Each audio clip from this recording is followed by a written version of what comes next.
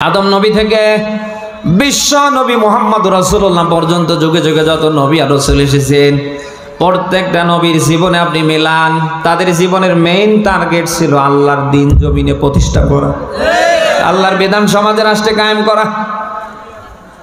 বিশ্ব নবী মুহাম্মদ রাসূলুল্লাহর জীবনে যদি আপনি সামনে দাঁড় করান, আপনি দেখতে পারবেন বিশ্ব নবী মুহাম্মদ রাসূলুল্লাহর জীবনের মেইন টার্গেট ছিল আল্লাহর বিধান জমিনে প্রতিষ্ঠা করা। রাসূল মক্কা থেকে মদিনায় হিজরত করলেন, 10 বছর তিনি মদিনার রাষ্ট্রপ্রধান। নবীজি 1 বছর নয়, 2 বছর নয়, 10 বছর কোরআন দিয়ে মদিনা চালিয়েছেন। কেউ এটা অস্বীকার করতে পারে? বলেন না কেন? এই যে নবীওয়ালা কাজের সবচেয়ে বড় নবীওয়ালা কাজ হচ্ছে কোরআন দিয়ে আগামীতে বাংলাদেশ চালানো। আজ অনেকে বলে হ্যাঁ আমরা নবীওয়ালা কাজ করছি, আমি তো দেখছি হ্যাঁ আপনার নবীওয়ালা কাজ ঠিক আছে, কিন্তু বাস্তবতায় রসুল যে 10 বছর কোরআন দিয়ে মদিনা চালিয়েছে ওটা তো নেই। এদেশে অনেক মানুষ আছে না, মাথায় টুপি, ওর উপরে পাগড়ি, মুখে দাড়ি, পোশাক আশাক দেখলে মনে হয় জান্নাত থেকে পালিয়ে এসেছি। এ মসজিদে 3 দিন, ও মসজিদে 7 দিন, ও মসজিদে 40 দিন, ও মসজিদে এভাবে সুলসার খাচ্ছে বেড়াচ্ছে।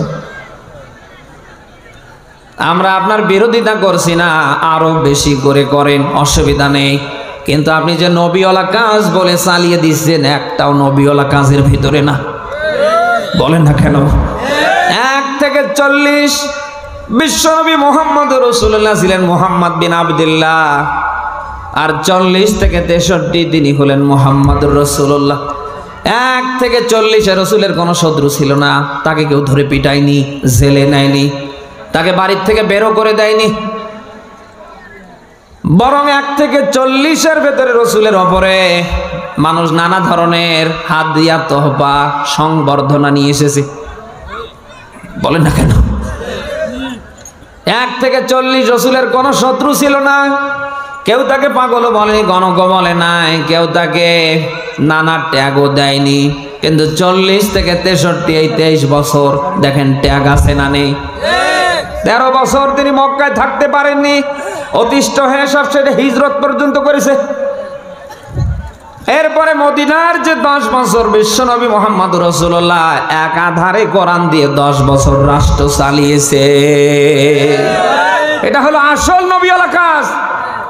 অথচ আজ আপনি এমন নবীওয়ালা কাজ বলে চালিয়ে দিচ্ছেন যে কাজের ভেতরে কোরআনের বিধান সমাজের রাষ্ট্রে কায়েম হবে, আগামীর বাংলায় কোরআনের রাজ কায়েম হবে, আপনার কথার ভেতরে কোনো গন্ধ পাওয়া যায় না। বলেন না কেন? আমার মনে হয় বাংলাদেশে 100-র ভেতরে 50% হুজুর এই দেশে মানে ধরা পড়ে যাবে, যারা বিভিন্ন মসজিদ এবং ময়দান পর্যন্ত কোরআনের কথা বলে, দাওয়াতে তাবলীগের কথা বলে, এর কথা বলে, ওর কথা বলে, কিন্তু আল্লাহর কোরআন সমাজের রাষ্ট্রে কায়েম হবে, আল্লাহর বিধান জমিনে শতভাগ জিন্দা হবে, এই পক্ষে অনেকে বলতে পারে না। রাসূল সাল্লাল্লাহু আলাইহি সাল্লাম কোরআনের রাজ কায়েম করতে গিয়ে 13 বছর নির্যাতিত হয়েছেন মক্কায়। কথা না বলে বুঝি কি করে? তিনি 80-বারেরও বেশি বার সরাসরি মৃত্যুর মুখে পতিত হয়েছেন, সবশেষে নিজের ভিটে মাটি পর্যন্ত ছাড়তে রাসূল বাধ্য হয়েছেন। বলেন না কেন? আপনি কিসের নবীওয়ালা কাজ করেন? 1 যুগ ধরে নবীওয়ালা কাজ করছেন, দাওয়াতে তাবলীগের মেহনত করছেন, আপনার উপরে জুলুম, অত্যাচার, টর্চার কিচ্ছু নেই, আরো আছে হাদিয়া, তোহফা, ফুলের তোড়া, সংবর্ধনা। এর থেকে কি প্রমাণিত হয় না আপনার দাওয়াতের সাথে রাসূলের দাওয়াতের বিন্দু মাত্র মিল নেই? রাসূল দাওয়াত দিয়ে মার খেয়েছে, জেলে গিয়েছে, সবশেষে তিনি হিজরত পর্যন্ত করেছে, আর আপনার দাওয়াতি কাজে হাদিয়া, তোহফা, কোরমা, পোলাও, ফুলের সংবর্ধনা আসে না। বোঝা গেল রাসূলের দাওয়াত আর আপনার দাওয়াত এক না। আপনার দাওয়াত হচ্ছে খাওয়ার ধান্দা। এ দাওয়াত দিয়ে 4 পয়সার উপকার এ জাতির জন্য আসে না, সামনে আসবে না। আজ এই মুনাফিক মার্কা হুজুরদের কারণে কোরআনের রাজ বাংলায় যারা কায়েম করতে চায়, মানুষ তাদের দেখতে পারে না।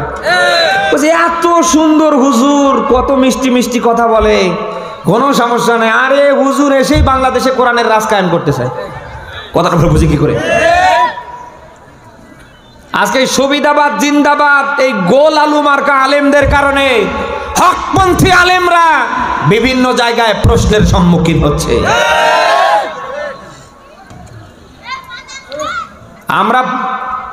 আমরা এদেশে এখন একটা পরিবেশ পাবার পরেও যদি আলেমরা আল্লাহর বিধান কায়েমের পক্ষে, কোরআনের রাজ কায়েমের পক্ষে, আগামীতে কোরআন দিয়ে দেশ চলুক এই পক্ষে যদি আমরা রূপরেখা দাঁড় করাতে না পারি, আসলে কি আমরা আলেম না জালিমের পাঁচাটা কুত্তা?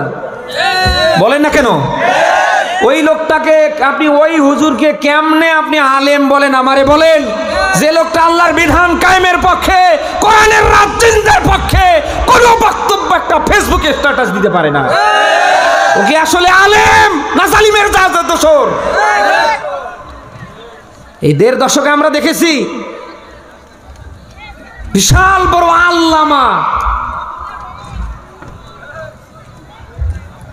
একটা কথা আমরা তাদের মুখ থেকে হক কথা পাইনি, সব সময় পেয়েছি স্বৈরাচারী হাসিনা এবং সন্ত্রাসীদের গুণগান। কথা না বলে বুঝে কি করে? আমরা পেয়েছি কি স্বৈরাচারী হাসিনা নাকি জান্নাতি রমণী। এই কথা না বলে বুঝি কি করে? জান্নাতের সার্টিফিকেট দেবার আর আপনি মানুষ খুঁজে পাচ্ছেন না। না, যে মহিলা ১.৫ দশক ভোট ছাড়াই ক্ষমতায় থাকে, মানুষের বাক স্বাধীনতা হরণ করবার সর্বাত্মক প্রচেষ্টা চালিয়েছে, হাজারো নিরপরাধ মানুষকে মিথ্যে মামলা দিয়ে আইনা ঘর ফাঁসির দড়িতে পর্যন্ত ঝুলিয়ে ছেড়েছে, আপনি আর জান্নাতের সার্টিফিকেট দেবার মহিলা খুঁজে পান না। না,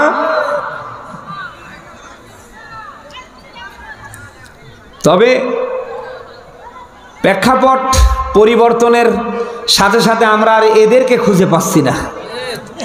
কোথাও খুঁজে পাওয়া যাচ্ছে? এই যে লোক একে জান্নাতের সার্টিফিকেট দিয়েছে, ওরে আর ওই দিন থেকে খুঁজে পাওয়া যাচ্ছে না। এই যে শাহবাগী ফরিদউদ্দিন মাসুদ, ওরে খুঁজে পাওয়া যাচ্ছে না। কোন গর্তে লুকিয়ে আছে আল্লাহ ভালো জানে। বলেন না কেন ভাই? বাইতুল মোকাররমের ইমাম, আরে হাসিনা পালাইছে তো কিছু, তুই পালালি কেন? চোরের মন কি? বলেন না কেন?